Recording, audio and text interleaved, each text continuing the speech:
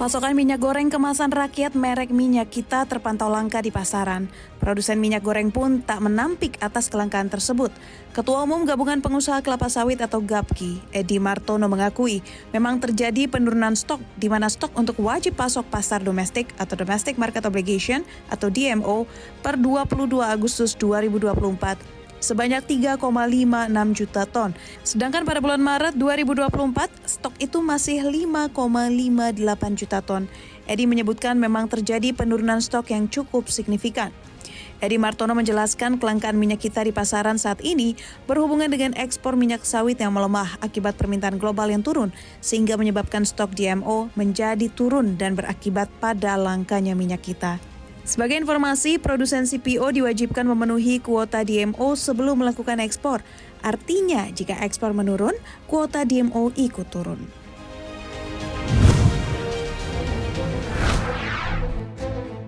Di sisa waktu pemerintahan kurang dari 2 bulan ini, Menteri Energi dan Sumber Daya Mineral Bahlil Lahadalia bakal fokus melakukan sejumlah perbaikan dari sisi regulasi di sektor mineral dan batu bara. Sekretaris Jenderal Kementerian Energi dan Sumber Daya Mineral, Dadan Kusdiana mengatakan, setidaknya terdapat beberapa arahan dari Bahlil selaku Menteri SDM baru untuk sektor minerba. Salah satunya yakni terkait penyederhanaan perizinan rencana kerja dan anggaran biaya atau RKAB. Penyederhanaan ini diharapkan bisa mampu menarik investasi. Sebelumnya, Ketua Umum Asosiasi Pertambangan Batubara Indonesia, Priyadi mengatakan, hingga kini pihaknya belum menyalurkan aspirasinya kepada Bahlil.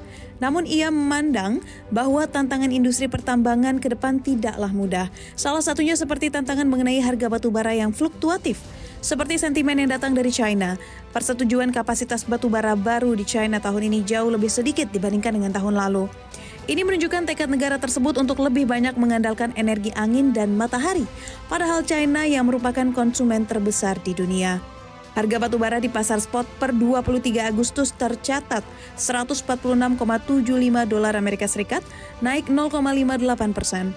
Meski naik, posisi harga batubara kali ini juga merupakan yang terendah sejak 5 Agustus 2024 atau sekitar 3 pekan terakhir.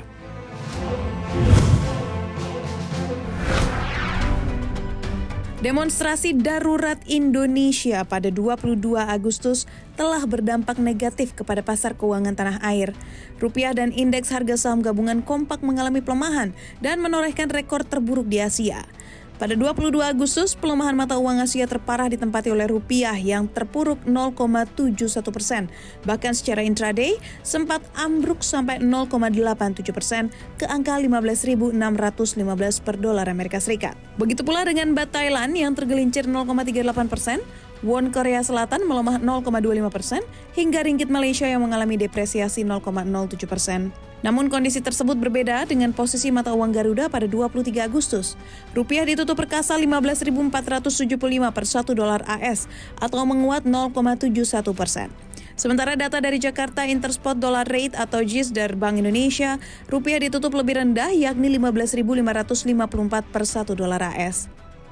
Darurat Indonesia adalah gerakan masyarakat setelah Balik DPR RI menggelar rapat untuk merevisi Undang-Undang Pilkada yang tidak sesuai dengan keputusan MK pada 20 Agustus 2024. Ekonom menyebutkan transisi dan dinamika politik di tanah air yang semakin memanas membuat pelaku pasar keuangan khawatir terhadap stabilitas politik di Indonesia.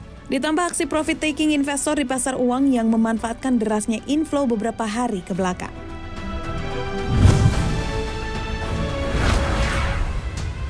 Harga emas dunia turun lebih dari 1% dalam sepekan terakhir, setelah sempat mencapai rekor tertinggi sepanjang masa pada 13 Agustus.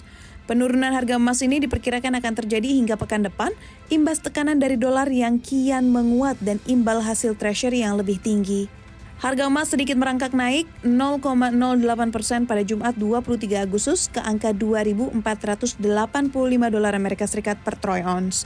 Sebelumnya di 22 Agustus, harga emas ambruk 1,14% ke angka 2.483 dolar Amerika Serikat per troy ounce. Ambruknya harga emas dipicu oleh kembali menguatnya dolar Amerika Serikat dan imbal hasil US Treasury. Indeks dolar yang menguat ke 101,508 pada perdagangan 23 Agustus. Imbal hasil US Treasury meningkat menjadi 3,86% dari 3,78%.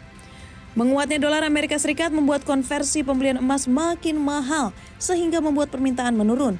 Sementara itu emas tidak menawarkan imbal hasil sehingga nilai tidak menarik. Para investor kini juga tengah menanti pidato Gubernur The Fed Jerome Powell untuk mengetahui isyarat lebih lanjut tentang penurunan suku bunga. Hal ini membuat harga emas diperkirakan dapat semakin membebani.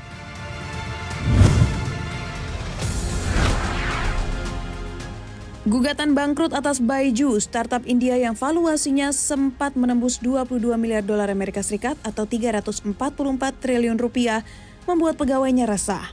Pegawai Baidu ternyata sudah lama tidak menerima upah mereka. Berdasarkan laporan Reuters, pengajar di platform Baidu sudah berbulan-bulan tidak menerima pembayaran. Sementara itu, sekitar 27.000 karyawan Baidu yang sudah 3 bulan tidak digaji dilaporkan berencana menggugat Baidu. 280 pegawai Baidu sudah mengadu ke pemerintah karena pajak yang dipotong oleh perusahaan dari gaji mereka tidak dibayarkan ke negara. Pendiri dan CEO Baidu yang bernama Baidu Ravendran berusaha menenangkan pegawainya dan berjanji membayar gaji mereka setelah ia kembali menjadi pengendali perusahaan. Baidu kini dikendalikan oleh petugas PKPU India yang ditunjuk pengadilan karena sudah ada di tahap likuidasi. Penggugat PKPU Baidu adalah kreditur asal Amerika Serikat yang sudah gerah karena Baidu tidak membayar utang 1 miliar dolar Amerika Serikat.